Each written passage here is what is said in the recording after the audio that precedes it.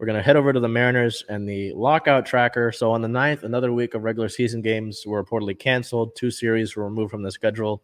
Opening day would have been postponed to April 14th at the time. On the 10th, the lockout ended. The lockout finally came to an end. Both sides had been long debating the deals of the CBA, the collective bargaining agreement. They finally got it. The MLB and the MLBPA had reached a tentative agreement on the CBA, and they just had to work out some formalities. So we'll look at the deals of that CBA or some keynotes.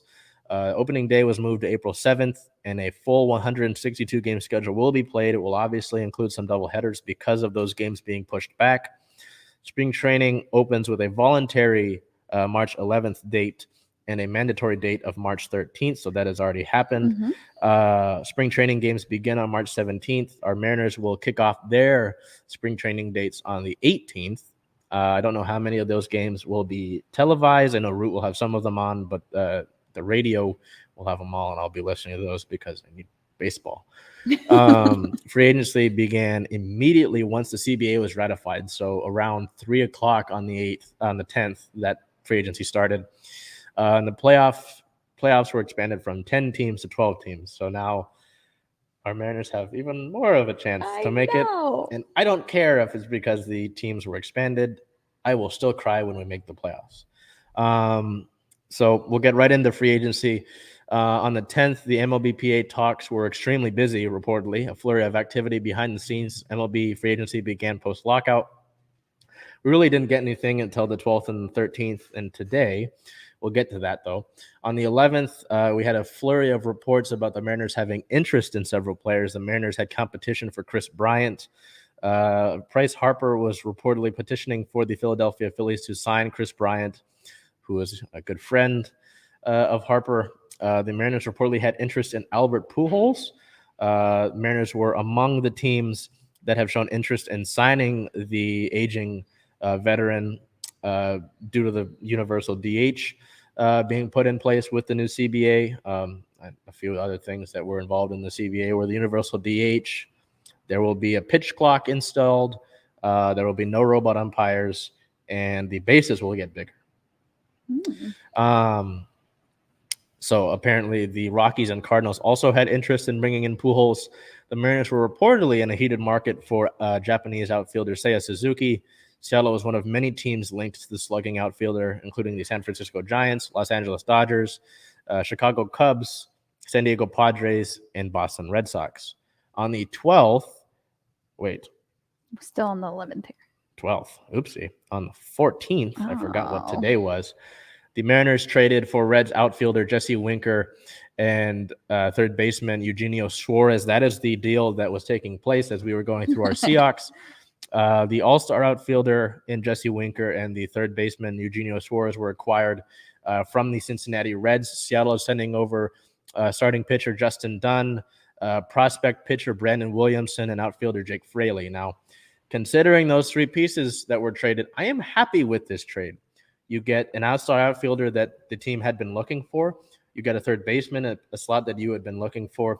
So it just talked about the players that Seattle had been interested in Bryant and Suzuki. That kind of takes you out of the running. If you acquire an outside outfielder and a third baseman, you don't need Chris Bryant, who plays third base and outfield, and you probably don't need another outfielder in Suzuki. So I'm okay with that. I didn't think you'd look to trade for Winker. But it brings up an interesting situation because now you've got 4 starting caliber. That's 4. Yeah.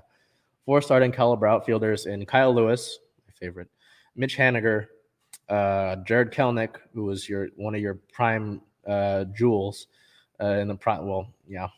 And now Winker. And that's not including all-star prospect, prize prospect, Julio Rodriguez, who may bust into the major leagues this season.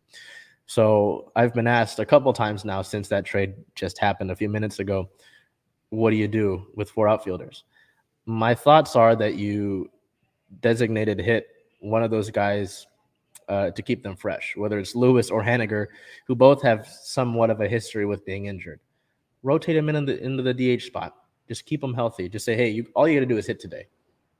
I don't see why not, And all good teams are going to have depth, guys that need to step up. I mean, we saw it with the Mariners with injuries last season. Guys like Jacob Nottingham, who bounced between the Mariners and the Brewers over the course of a week 4 different times, had to start in the catcher role. If we looked at the opening day lineup last year, it's not good. Justin Dunn, he still got good upside. We acquired him, I think, in the Kelnick deal. I like Dunn, but it makes sense. He kind of fell out of the rotation.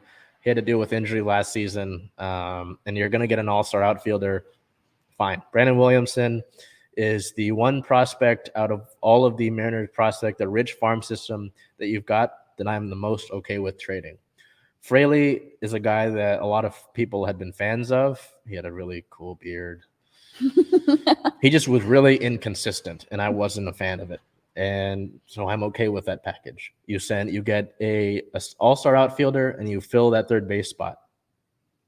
And you do it for guys that, you lose a prospect, sure, but 2 other guys that really, you're going to get more contributions out of Winker and Suarez. So I'm okay with that trade, but that is what happened. We finally have a deal for you. I have been antsy. I'm like, hey, when are the Mariners going to do something? What's going on? When are we going to sign Chris Bryant? So that probably closes the door, but also you get a guy that I'd say was probably ranked pretty high in the left field rank in MLB. So I'm okay with that. We've got a deal. Any moves that you feel are left to be made? Another starting pitcher. The Twins did a trade with the Reds for starting pitcher Sonny Gray, and he was a guy that had been linked to Seattle. The A's traded Chris Bassett, who was a guy who's a good pitcher. You get him out of the division, sure. But there's not many guys in free. Oh, Carlos Rodon was a pitcher that I was hoping that Seattle would look at, left-handed pitcher from the White Sox, but he signed with the Giants. Okay. There's not too many guys on the free agency market that I see you signing. Chris Archer, I think, is from around here, and he's 33. Maybe give him a shot.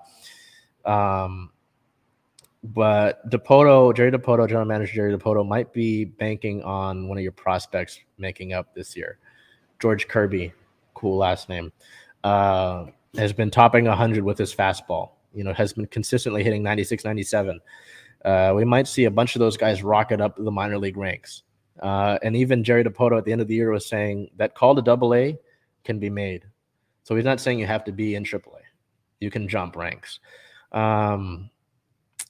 Starting pitcher is what I'd look at. Yeah. I think that's good to address. And I think next week we'll have to look at they announced the list of spring training invitees. I think we'll have to look at that next week.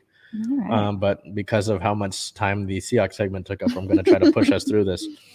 So, yes, that was the deal that was just made. League note, on March 11th, it was announced that a home run derby will take place. If the All-Star game goes into extra innings, there will be a second home run derby. So it's kind of cool. But I don't know how often the All-Star game goes into extra innings. And also on the 11th, it was announced that Canada will not allow unvaccinated players to play. MLB players who choose to remain unvaccinated will be placed on the restricted list when their team travels to Toronto to play the Blue Jays. I know that the Mariners last season had trouble getting guys vaccinated, so that might be difficult when it comes time to play the Blue Jays. I think we have a road trip to Toronto, but I don't remember for sure.